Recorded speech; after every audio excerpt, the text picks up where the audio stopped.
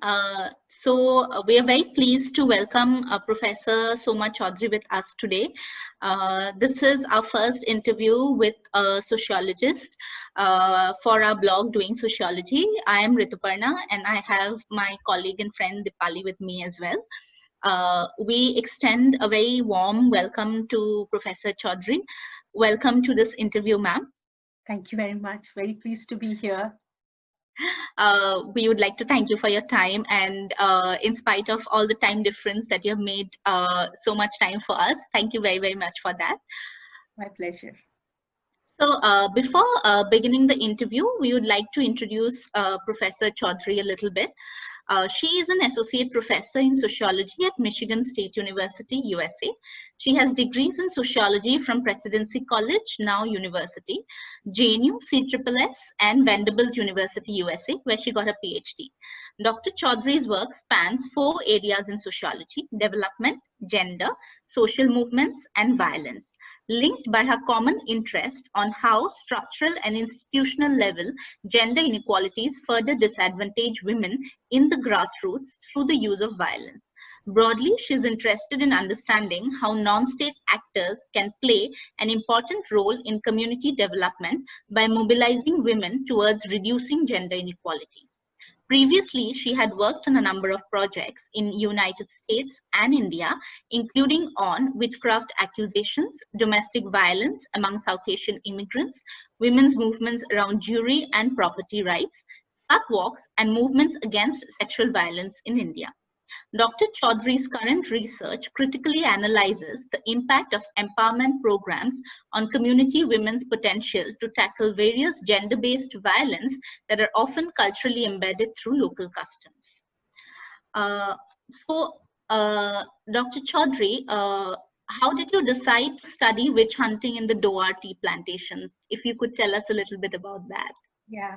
So, witch hunting, witchcraft accusations, these are not very popular topics for sociologists to study.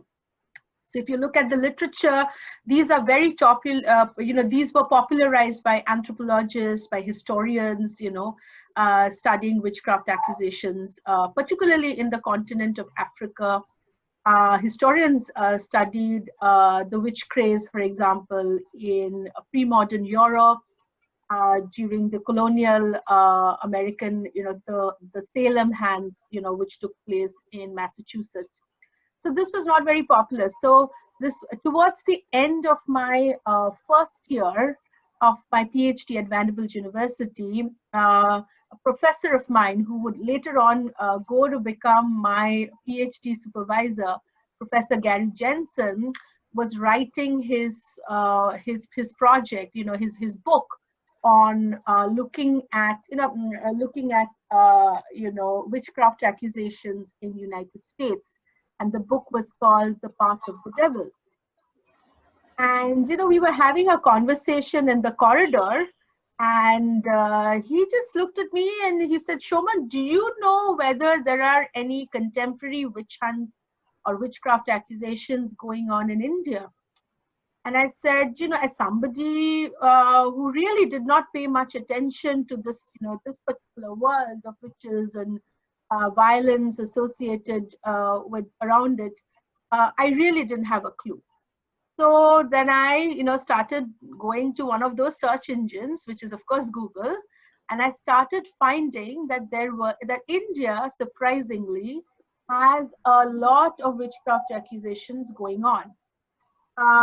Some, of course, we know, as in Jharkhand, Jharkhand area, Bihar area, Chhattisgarh area, Gujarat among the Dangs, for example. The Dangs, for example, we have a historian who's written a lot on it. So these are places that, okay, didn't seem that surprising to me. But then what was the big surprise was that I started seeing that witchcraft accusations going on in the Dooars area, which is the big, tea plantation area in Jalpaiguri, West Bengal. And so that kind of, sparked my sociological interest. Like, why tea plantations? Who are the people? So they're saying that they are Adivasis, but they don't claim to be locals. So, what is going on? So that, that sort of sparked a lot of curiosity in my mind. So I went back to Gary Jensen and I said, well, Gary, I would like to work on this. And that started as, as an independent study. And then the rest is history, of course. Right. So, Dr. Chaudhuri, what I wanted to know is your study, as you mentioned, is on witchcraft accusations and witch hunting. But we've seen witchcraft has been studied by anthropologists for a very long time. And classical anthropological theories have left open questions about the actual performance of witchcraft.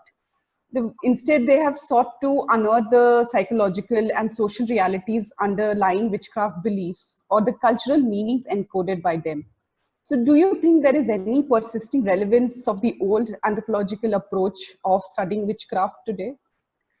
I think we have a lot to learn from the previous literature on witchcraft accusations. I'll just frame it very broadly as witchcraft accusations. For example, in Brazil, we have a very interesting work on the Mehinaku, where this anthropologist goes and he gets caught during a witchcraft accusations. We have Evans Pritchard's, we have the Komarovs, who also studied witchcraft. So there's a lot going on. You're right. I mean, there is more focus on the cultural significance. There's more focus on the psychological aspects and all. And so there's a lot to learn. It made my job easier, if you're looking at this, theoretical sort of this contribution. But what I was interested in, particularly as a sociologist who was interested in violence and gender, and even, this setting in a tea plantations, right? What was actually very interesting to me, the sociological part of it is like, what is it that is actually leading? What are the social factors that, very, very simplistically, what are the social factors that are leading to a hunt? Now, looking back, I think that I was asking a very micro question. It took on a very macro perspective, right?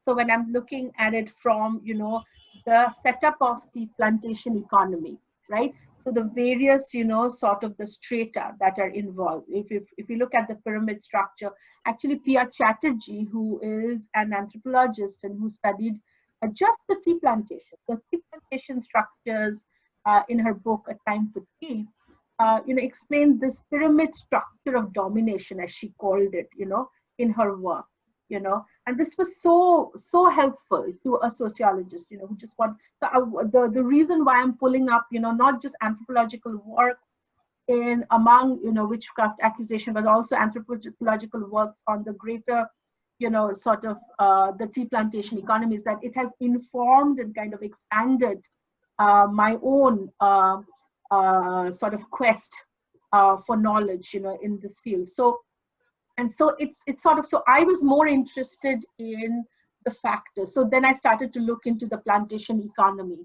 and the structure of the plantation, and where do these workers, these Adivasi workers, who came as workers, when the plantations were set up, never really got assimilated into the mainstream culture, stayed Adivasi workers. I mean, that's the identity, and so what is it that is happening? And then I started, sort of unearthing, for example, the discrimination that is consistently going on, like, like centuries of sort of discrimination. So lack of health facilities, even if you look at the plantation structure, if you look at the tea plantation industry, what we know as minimum wage, it doesn't apply to the plantation industry. They have it already set up. They have a different rate set up.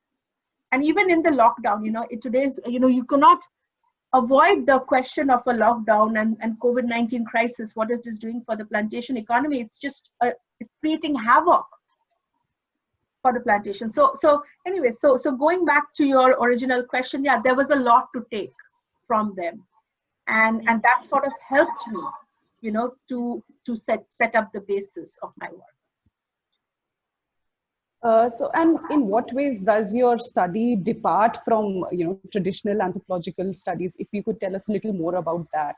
Yeah, so I think in my response, my previous response, I kind of touched on it. So two things. First is, I'm studying contemporary witch hunts. I'm not really looking at a single case or a small scale, but I'm looking at, the pattern of witch hunting or that is going on in a large chunk of a geographical region. So that, methodologically it was quite different. Methodological contribution was very different. And also sociologically, I kind of frame this within, the violence literature, the development literature, and the gender literature, looking at it from various angles, how gender. So for example, if you look at who are the accused and who are making the accusations, so you will see that the accused are always, are actually primarily female. Now you will see some men who are accused of witchcraft, but it's usually related to a woman who's already been accused. So then it becomes the entire family practice. And then the accusers, even though the initial accusation may come from a woman, could be a neighbor, could be a mother-in-law, and all of this, but the formal accusation, the planning, the punishment, it is actually spearheaded by men. So we see a clear, in sociology, we are very, very conscious about, these intersectional pieces, right? And so now we have the gender piece, we have the class piece. So witchcraft accusations are not between the, for example, the managers or maybe the supervisors, but it's only within that particular community that is all going on. And then, and of course, and what is kind of, and there is also the ethnic thing, that we talk about race, class, ethnicity, or, gender, race, class, that composition, but, look at the composition of the group, of the community where it is happening. They have clear sort of, sort of demarcations there. So, in all of this, the way I analyzed this entire project was through a sociological, and that kind of, contributed towards this. I know it's also kind of varies from the anthropological perspectives. You talk about methodology. So while reading your work, we realized that you've actually worked with both survivors and abusers of witchcraft and witch hunting, which is quite a novel approach, if one can say, because you're one of the few, sociologists to do it. So what were some of the challenges methodologically that you faced while doing that? So first, there was a lot of hostility. There was a lot of hostility against this very question as to, actually I'm going to backtrack a little bit. So when I first entered the field, I was a graduate student. I was in my 20s, very inexperienced. So I faced a lot of hostility from, for example, so I'm not from Dooars area. So I had to take permission, all the official permission, right? For example, from the bureaucrats, the police, it's very, so if you worked in those areas, you have to get yourself familiar with this, make sure that I faced a lot, and I write about this in one of my methodological papers, that gatekeeping article, is that, how they are, they're very dismissive, that, why do you want to get into this? Why do you want to study this and all? When I entered the field, of course, there was also within the community, survivors or family members of survivors or victims, who died, they were more willing to talk.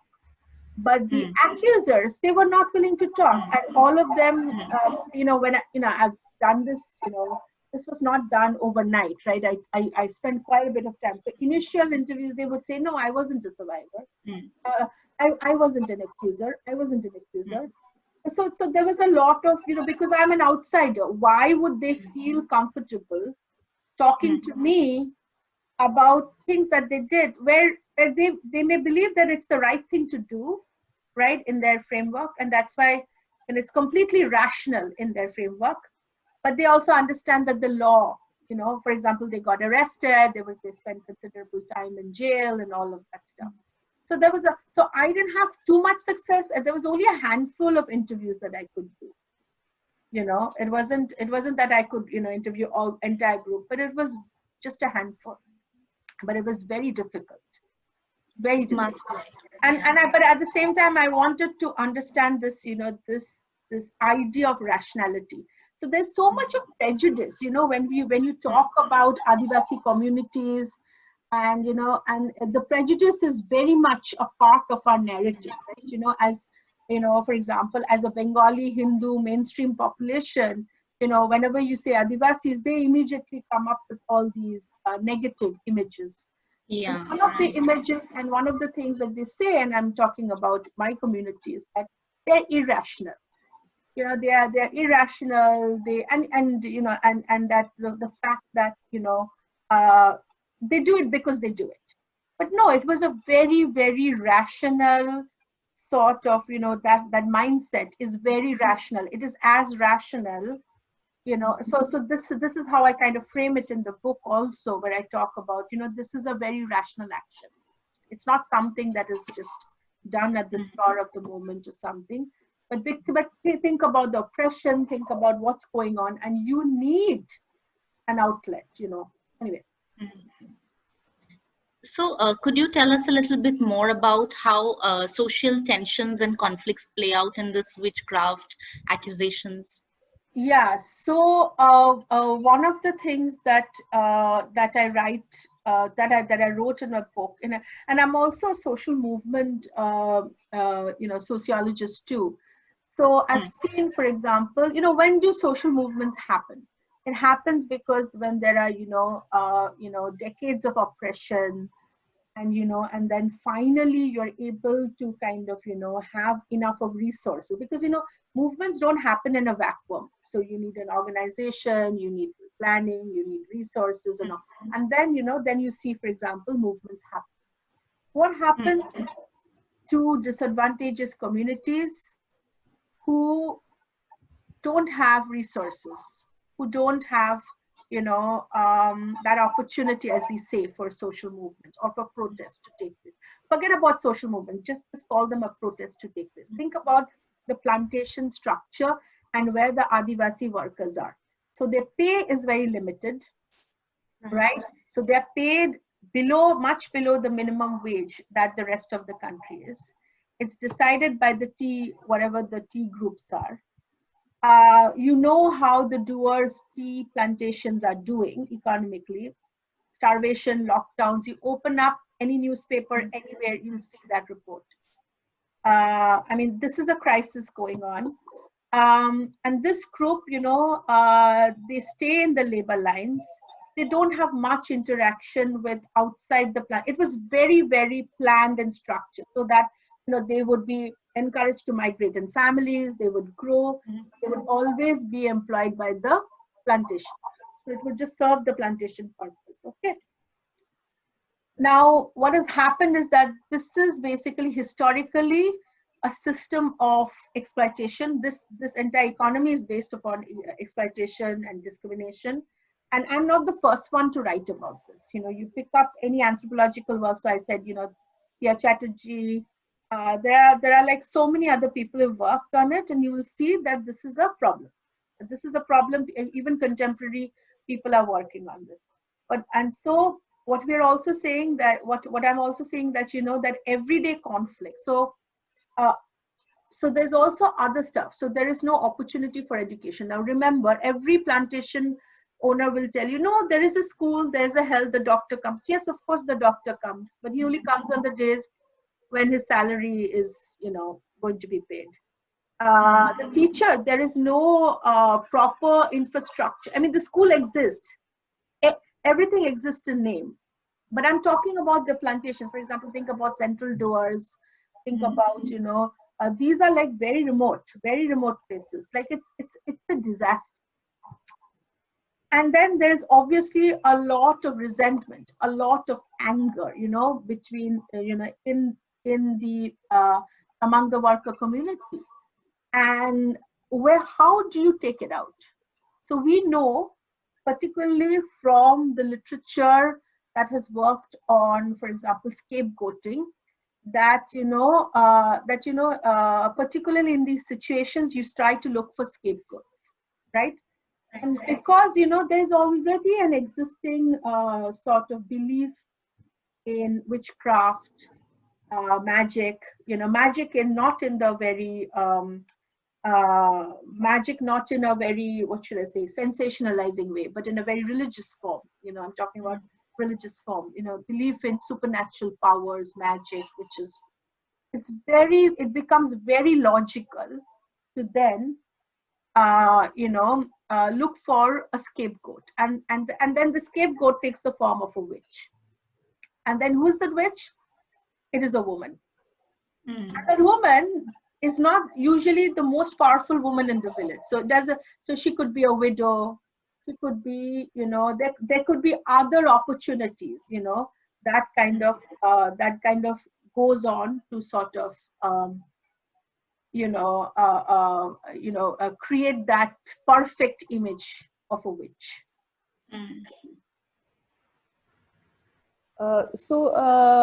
Dr. Chaudhuri, tell us, because in your book you talk about how the witch hunt amongst the Adivasis in the tea plantations is very different from those in other areas. So if you could tell us a little about it, how and why. Yeah. So this actually goes back to my first question that you asked me, and I'm so glad you're asking me this question. By the way, these questions are very well thought out.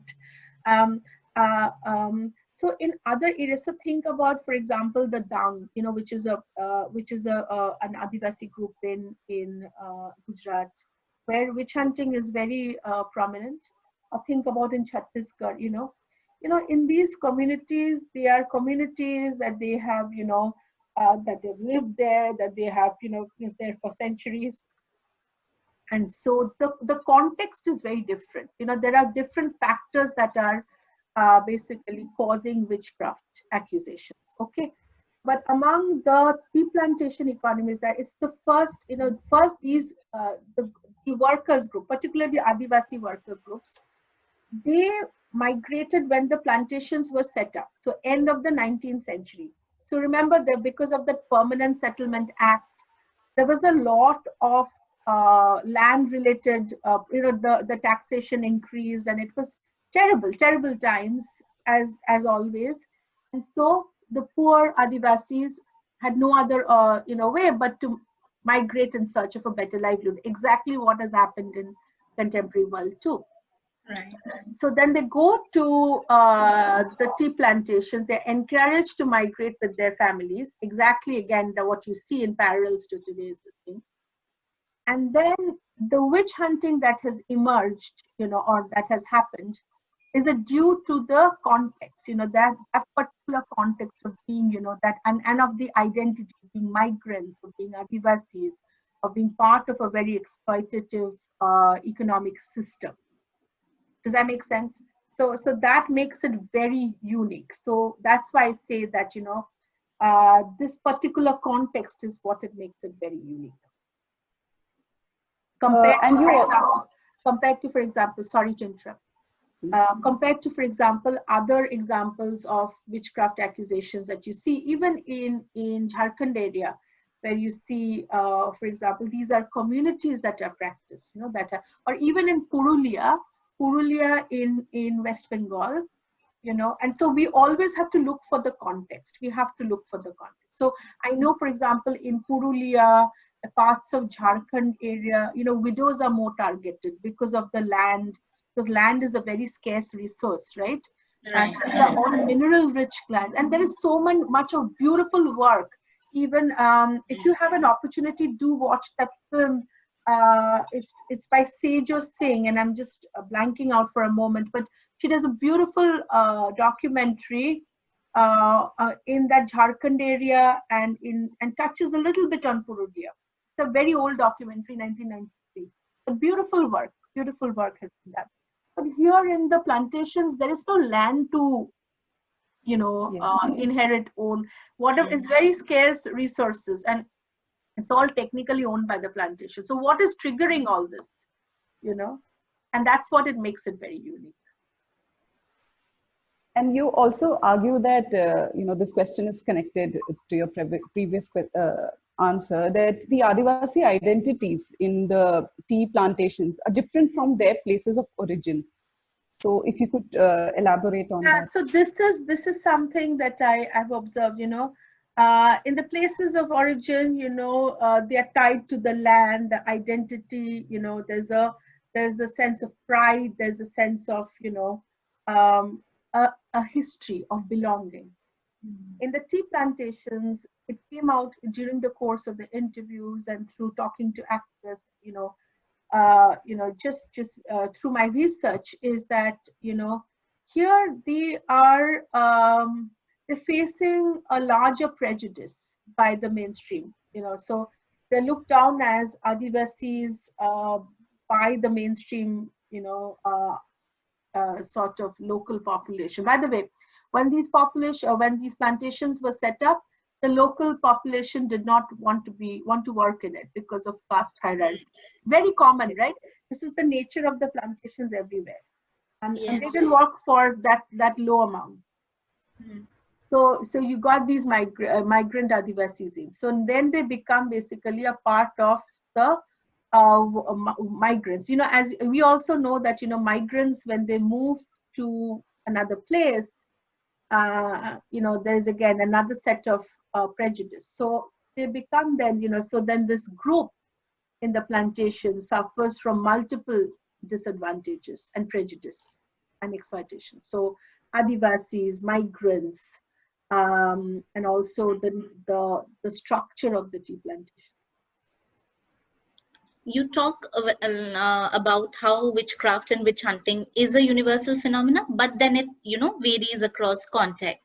So what role do social tensions and conflicts then play out in these accusations, right? And what role does gender play in this analysis? Yeah. So I think there are two questions in this. So one is, so I'll start with the second. I'll answer your first question, which talks about the social tensions and all in the next part. But I'll start with basically gender. So in my research, my data has basically pointed to the fact that gender plays a huge role. So so if you look at the structure of the tea plantation, at the top of the pyramids there is the owners, then comes the managers, the supervisors, then comes other workers, this thing, and the bottom is the Adivasi worker, because it's not just Adivasis who are employed by the tea plantation. You have your Nepali group of workers, you have so many other groups too, right? Bhutanese groups and all, they all come, because see, the borders are all very close by, but the Adivasis are at the very, very bottom of this thing. And within the structure, we also see that there is a clear gender hierarchy. So men have a higher status compared to women. So when we are looking into very stressful times, and when we are looking for a scapegoat, we will obviously be looking, this is very logical, we will be looking for the weakest link, so who is weaker, for example, and so then that makes women logical targets. And we've seen this even, for example, the Salem witch hunts, right? The Salem witch hunts, we've seen this even in the pre-modern year. So I'm just taking, the global spectrum of, so this global span of witchcraft accusations. So we are seeing, for example, women are time and time again accused of witchcraft. So that makes us, so this is the gender. The first question that you asked is sort of looking into social tensions and conflicts. So I think what I argue is that, witchcraft accusations is just not limited to Adivasi groups. We do witchcraft accusations in our everyday lives. So think about the way we, and I'm going to take an example. So think about the way when the COVID-19 crisis hit India, we started to look for a minority religious group as the reason behind this is spreading all over India. Parallel, if you look globally, we are looking into a certain people from a certain country as the main, and or people who share maybe physical features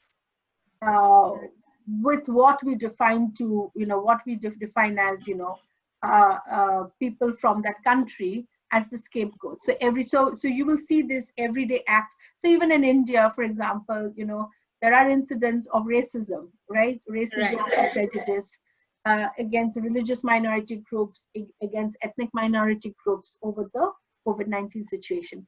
Same in United States, right? Also, if you go a little bit back, in United States in the 1960s, when it was at the height of the Cold War, you had McCarthyism, right? Where you are suspected of, of being a communist spy, there are repercussions. So these are all, and again, part of the Red Scare. These are all everyday, examples of witchcraft accusations. I think the bigger argument that I'm trying to say is that the moment we think about witchcraft and we kind of limit it to one community or, certain things, we're kind of limiting our understanding of the various the various, what's the word for it? Anyway, I'll forget, but it's like various forms that the witchcraft accusation can, and it basically becomes heightened in terms of social conflicts and in social tension. So for example, think about, even in United States, suddenly when we are going through an economic slump, we are looking at migrants, and we are calling them, you're taking away our jobs. And so when they are seeing me as somebody who's clearly a migrant, and they're encountering me, I become a target of racial attack. And you will see, various forms of it globally. Right. On that note, what have been some of the theoretical approaches that has influenced your work, and why? So, of course, I mean, I took a lot from anthropologists and from historians, but sociologically, I started with basically, believe it or not, criminological theories on rational choice, deviant behavior, but I kind of moved away from it. I mean, it was only helpful to only certain things, like who's a scapegoat, who gets, attacked, who gets attacked during stressful. But I've started to look into the bigger picture and, plantation economy. And that's when, gender theories and development and also social movement, like I talked about, when do protests happen? Very simple questions in social movements. Like, how do protests happen? When does a community realize that enough is enough? And then I was more interested in that what happens when protests don't happen? So again, social movements, a little bit of deviant behavior, and then of course gender theorizing, and also taking a lot from the anthropological roots of the topic. So finally, Dr. Chaudhuri, what are the suggestions you'd want to give young researchers who are interested on the topic that you have so extensively researched upon? No, there is so much to be done. This unfortunately is very poorly studied. I will say that. When I started to look for in the research on India was very poor. I mean, there was, of course, one or two scholars who've done some great work. So, for example, Ajay Skaria, who's a historian and who's done some excellent work, but, but only in the Dung area and all.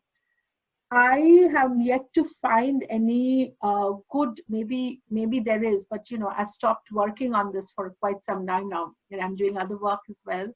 But particularly in the northeast. So for example, in Assam, Tripura, Right. there's so much of research to be done. This is no way a brag. But if you look at the reference section of my book, that will be an excellent sort of just the literature review for anybody who's interested in study. And then, you can build your own. So, there's so much of work to be done. And it's a very important topic, which doesn't get attention at all. So go for it. If you need, any help, do not hesitate to reach out to me. But there's so much of work left to be done. And you can contribute in so many ways, not just from the Northeast, but for example, if you want to study what is going on in the Jharkhand area, in Purulia, there's not much work done in the Purulia area, which is in West Bengal. Chhattisgarh, there has been some work, a dissertation and all, but not much published, So there's so many examples. And then there's also witchcraft that happens in the urban areas, right? So I'll just give you one small example. So often I will, I read one of the newspapers which is published from Calcutta. I'm just taking up the example of Calcutta because that's what I'm most familiar with. And I see, a neighbor accused somebody of witchcraft and the woman died. So these are very interesting too, right? So they're happening within Hindu neighborhoods, within middle class Hindu family. So what's going on, And then, there are so many, as I said, there are so many variations and forms of witchcraft accusations. So there's a tremendous scope of work that is left to be done, and just go for it. Right. So thank you, Dr. Chaudhuri, for talking to us today. It has been extremely enriching, the conversation. Rituparna would agree, just discussing about your work, and from there also how you talk about witchcraft accusations